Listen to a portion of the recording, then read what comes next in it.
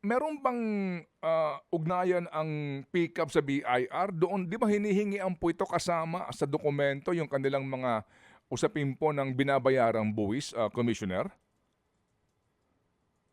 Opo, humihingi rin po ng mga tax clearance ang Mm. mga iba't ibang ahensya.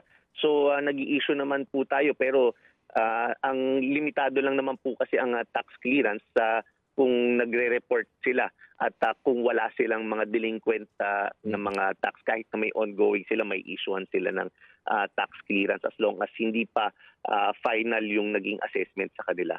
Opo, kasi nga yun po din yata ang issue na bakit nabigyan ng pickup license ito, gayong meron siyang pending na tax case 'no, isa po sa mga issue 'yan.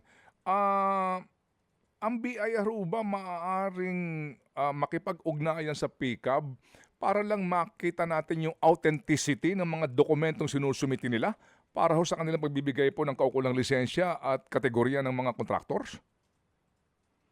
Opo, gagawin po natin 'yan dahil nga marami na rin tayong ang nakita na mga peking tax clearance Minsan marami yung ibang ahensya minsan na nagpapa-confirm sa atin kung legitimate yung tax clearance pero yung iba hindi naman kaya Mm. yung iba may pagkakataon kami at nakailan na rin tayo na nakapag-confirm na peke yung mga tax clearance sa iba't ibang sinasubmit po. Oo, ano ho ang kaparusahan sa gumagamit ng fake na tax clearance para makakuha ng kaukulang mga permits gaya nga po nito, contractor's license kaya?